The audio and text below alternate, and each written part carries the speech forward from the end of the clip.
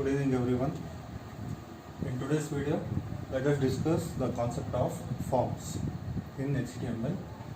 So forms are used to enclose some of the input elements into a particular frame. Okay. So there are many kinds of input elements that are available in HTML. Let us see that in this particular video. So here I have created a sample form, and let me explain you each and every element, and furtherly let us write the code to create the same form using the HTML programming. So we have considered a application form. Let us consider this as an application form. In this I have some of the elements like name, father's name, address, documents to be produced like SLC mass card, cash, and then income certificate, and then regarding the bus facility, whether you want the bus facility or not, and the date of joining, and then the feedback, and then you have two more buttons, that is submit and then the reset. Now each and every of these elements will be having a particular name, and let us see what exactly is the name and how exactly to create this particular form by making use of the HTML. These are all called as the input elements. Let us see that one by one. So firstly, the first input element, it is called as the text box. So if you consider this particular input element that is called as name, after name you have a box like structure. This box like structure in HTML input element is called as the text box. Again, after father name you have a box like structure. It is also called as a text box. So this text box, by default it will be taking the length of this text box, that is starting from here till the end, it will be taking 20 characters by default. The size of this box will be 20 characters by default. You can also increase this, or else you can also decrease this by making use of the HTML programming. Let us see that while writing the code. The next thing is father name. Again, father name is also having a box like structure. It is also called as the text box. Again, you have address. I have created a text box. The next thing is called as the documents. For documents, I have created three different small rectangular structures or square like structures. Okay, this square like structures is called as a checkbox. It is called as checkbox. So why do we need checkbox? In the sense, whenever you want multiple options to be selected, when you want the multiple options to be selected, then you will be making use of the checkbox. So this particular structure, whatever you are seeing, or this particular input element, it is called as a checkbox. Checkbox enables the user to select multiple input values. Like if you want to order something in any of the online shopping websites, what happens is you can select for multiple options. Like if you want the thing to be gift wrapped, you want some color changes, all those things. So all these things can be selected at a stretch. So whenever you want to select the multiple options, then you will be making use of the checkbox. The next thing comes the bus facility. So in this bus facility, you can select only one of the options. Either you can select yes or else you can select no. This particular input element is called as radio button. So radio button, what happens is it enables the user to select only one option, whereas the checkbox enables the user to select multiple options. So you cannot select both yes and no for bus facility, whereas for the documents you can select multiple options. So that is regarding the radio button. So radio buttons enables the user to select only one option, whereas the checkbox enables the user to select multiple options. That is another kind of input element. The next thing, it is called as the drop down. So whenever you want to enter your date of birth, at that time what happens is there will be a structure like this. It will be having an arrow mark. When you click over here, So the options that are within that box will be scrolling down, or else it will be drop down. So that particular thing is called as the drop down. That is also an input element. The next thing, it is called as the feedback. So feedback, after feedback, what I am doing is I am creating a rectangular structure. Here you can see the difference between these two things, so for the name as well as for the feedback. In this particular thing, what happens is, here you have only one row, whereas in this you have multiple rows. Okay, so this can be called as the text area. So the difference between the text box and text area is, in the text box what happens is you will be having only one row, whereas in the text area you will be having the multiple rows. You can select either multiple rows or else you can select a single row. Okay, that is regarding the text area. The last kind of input element, it is called as the submit and then the reset button. So submit enables the user to submit the data, whatever it is being entered can be stored by making use of the submit button. Reset enables the user to clear all the inputs, whatever the input that is being given by the user, that can be reset by making use of the reset button. So all these things are called as the input elements. So let us discuss that one by one. Again, this particular thing is called as the text box. By defaultly, it will be having, the text box size will be 20 characters. The next thing is called as the checkbox. Checkbox enables the user to select multiple options. The radio button enables the user to select only one option.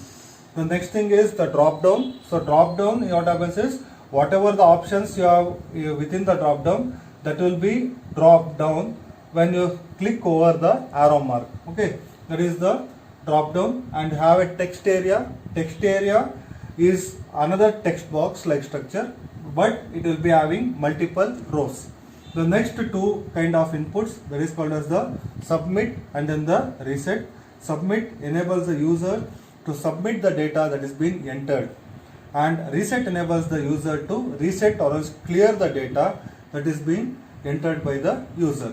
So these are all the input elements that are available within the HTML. Now let us go furtherly and let us write the code to create the same form by making use of the HTML language. So now let us see how to write the code to create the form. So HTML yet. So always the form needs to be created within the yet part. So I'll just create the form by making use of a tag that is called as form. Whenever you want to create a form, you need to make use of a tag that is called as form. Once after that, so let us have the look at the form we created. The first element was name and the input element was the text box. So for this, what I have to do is, firstly what I will do is, I will just write the name that has to appear on the left side. So what I will do is, firstly I will just write it as name because it will be appearing on the screen. Once after that, I have to create a text box. So for creating a text box, the first parameter you need to use is input type. Okay, input is different word and type is different word. Input type is equal to text box. Input type is equal to text box, and name is equal to, what is the name given to the text box, that is called as name. Again write the same thing. So this particular line will create a text box like this. So whenever you want to create a text box, you need to write this code, that is input type is equal to text box and the name is equal to name. Whatever the name you are giving, you can give over there. Okay, and you can also give the value and an ID also, but that is not necessary for you people. The next was father name. Again write father name. Okay, and then create the thing. Input type is equal to text box and name is equal to father name. Okay, so this father name and name, it is used for what to say, regain the values, or else whenever you want to fetch the values, okay, you will be making use of either name or else value or else the ID, but that is not necessary and it is not been included for your syllabus. So just use this particular code.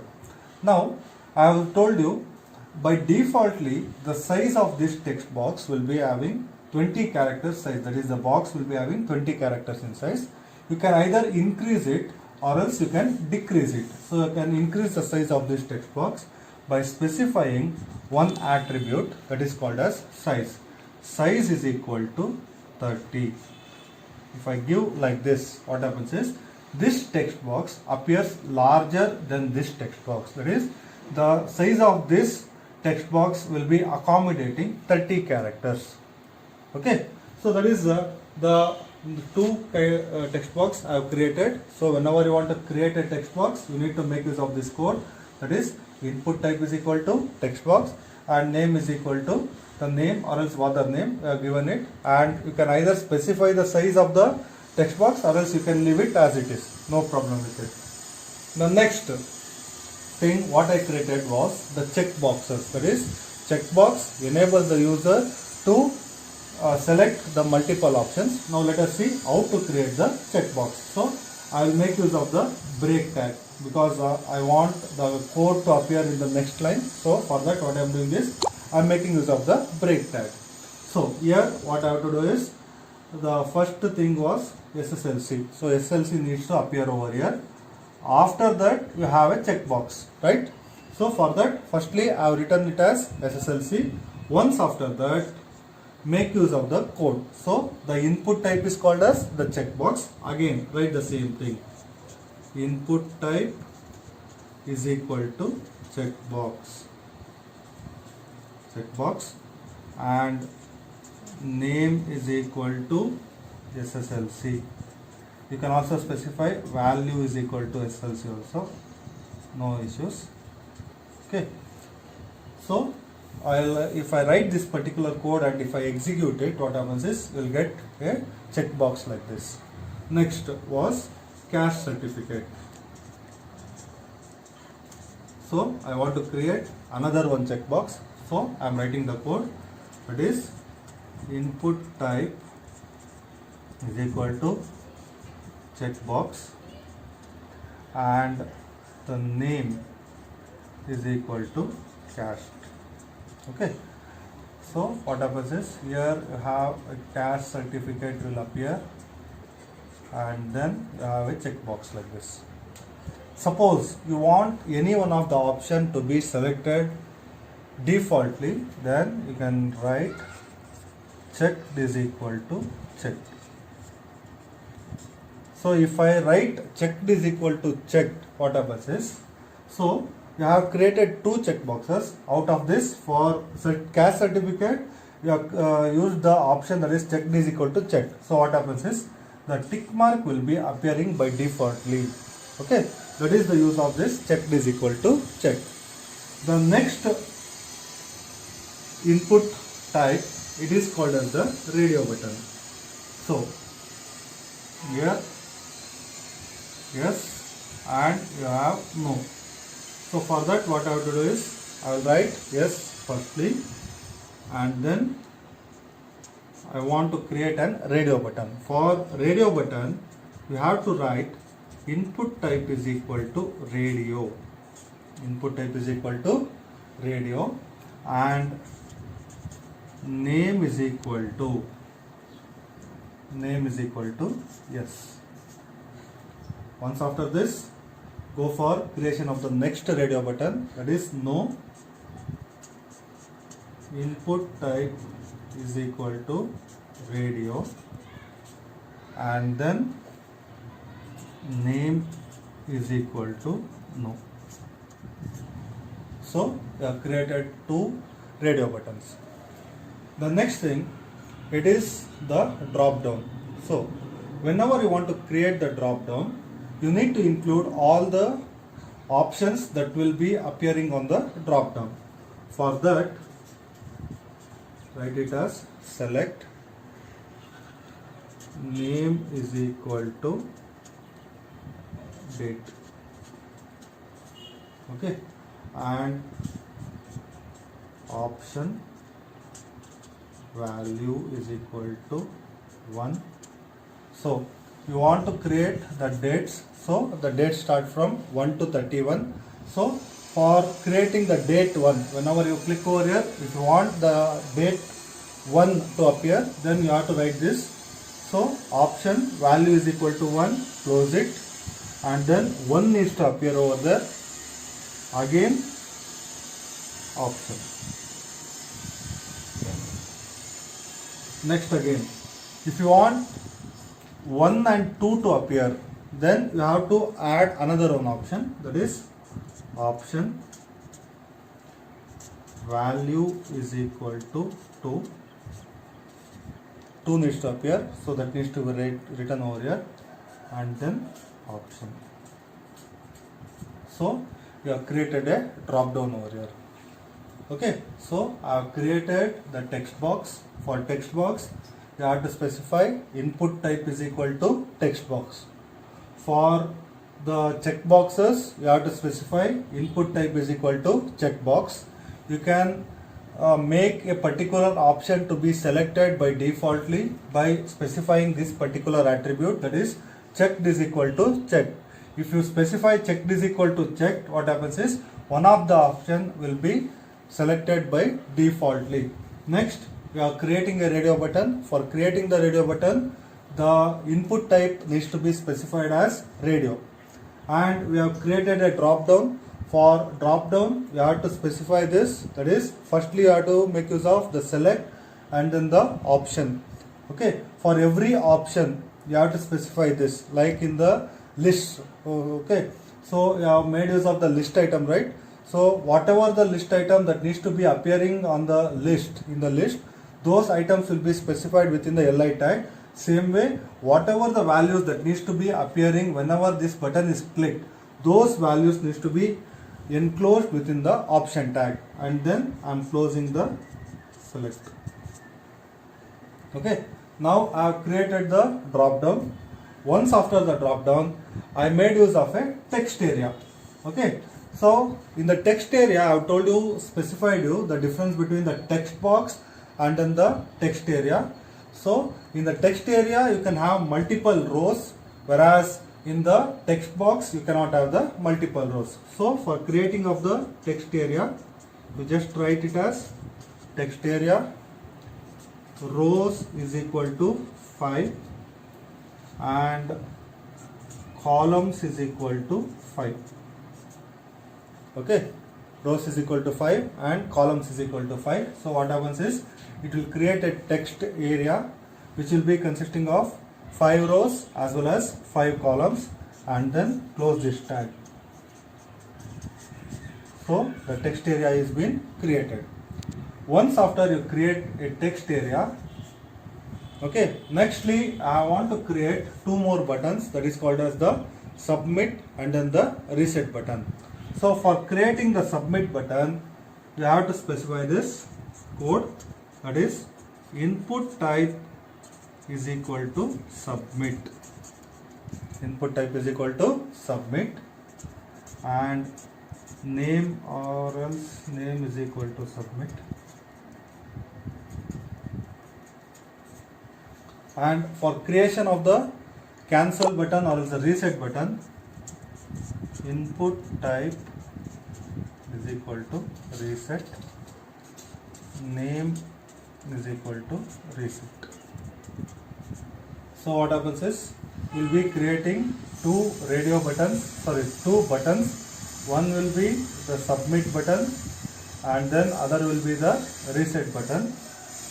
After this, you have to close the form tag, and then you have to close the head and then the HTML tag. So this is how exactly you are creating a form. So these are all called as the input elements. For creating the input elements, you need to firstly create a form. Within that, you have to enclose all the input elements. So we have discussed regarding the text box. So text box creates a box like structure which only as a row. Okay, it will not be having any kind of columns. By defaultly, the size of this will be 20 characters. You can increase the size or else decrease the size by specifying the size attribute. And we have created the checkbox.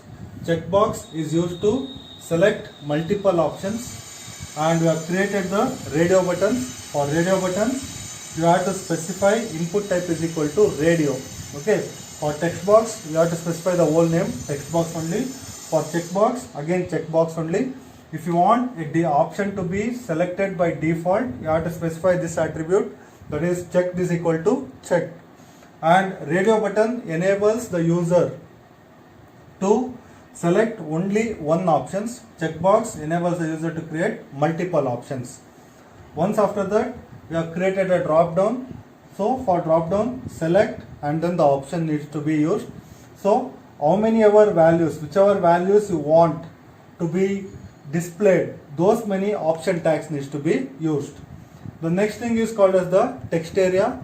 So text area enables the user to create an area of text, that is suggestions, feedback, like that. If whenever you want to create a box like structure which consists of both the rows as well as the columns, at that time make use of the text area.